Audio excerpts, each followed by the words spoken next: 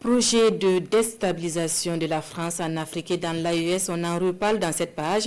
Et nous nous rendons dans la ville de Sia où les dernières révélations des services de renseignement russes n'en finissent pas d'indigner. Sur les implications et les enjeux de ces révélations, Bamakan Yannick Dabiré, Kassoum Milogo et Kadou Romenki sont allés à la rencontre d'analystes politiques. Suivons. Rien de surprenant. Dans les informations, faisons état de menaces et de manœuvres visant certains chefs d'État africains, dont le capitaine Ibrahim Traoré, président du Faso.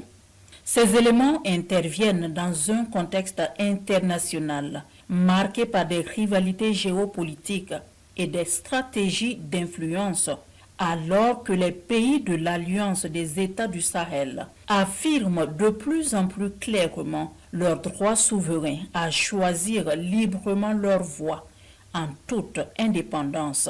Ces déclarations internationales évoquant des tentatives de déstabilisation sont ainsi perçues par certains analystes comme le reflet des mutations en cours dans l'espace AES où les États s'engagent résolument sur la voie de la souveraineté et de la maîtrise de leur destin. Lorsque vous devenez un ennemi juré de l'impérialisme, c'est évident que vous êtes effectivement sur la voie de la souveraineté, vous êtes sur la voie effectivement de libération totale de votre peuple, vous êtes sur la voie bien sûr de développement. Tout ce que nous avons entendu et lu, pour moi, relève de l'évidence. Nos ennemis, ils sont connus. Voilà, on n'a pas besoin d'aller chercher. C'est pas nous qui les avons créés, mais c'est plutôt eux qui nous ont rendus comme cela. Parce qu'a priori, nous n'avons pas d'ennemis.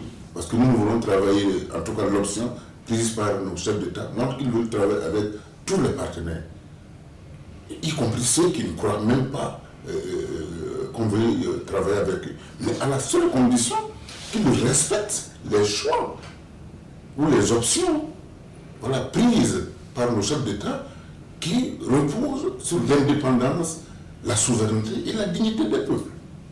La vigilance, la responsabilité et l'unité nationale dont font preuve les peuples de l'AES constituent aujourd'hui un rempart essentiel autour des efforts engagés par les autorités pour la défense de l'intérêt supérieur de la nation. Et le résultat est là aujourd'hui. Quand vous prenez à l'échelle très régionale, même au niveau de Bobo seulement, quand vous voyez aujourd'hui les actions de développement qui sont menées dans la ville de Bobo de Lasso, en si peu de temps, regardez les goudrons qui sont en construction. Regardez aujourd'hui, à travers Faso Mebo, l'embellissement dont est en train d'être faite la ville. Parce qu'il y a un esprit nouveau qui est né et qui fait qu'aujourd'hui, les gens ont compris que non, il faut que ce soit nous-mêmes. Et ça ne peut être que nous-mêmes. Même nos enfants ont compris qu'il faut que nous nous battions. Au-delà des individus, le débat se situe désormais au niveau des peuples et de la prise de conscience collective. Les pays de l'AES souhaitent avant tout l'équité dans leurs relations avec les autres États. La dynamique actuelle met en avant la nécessité de relations fondées sur le respect mutuel et des partenariats équilibrés pour un monde plus juste et plus humain.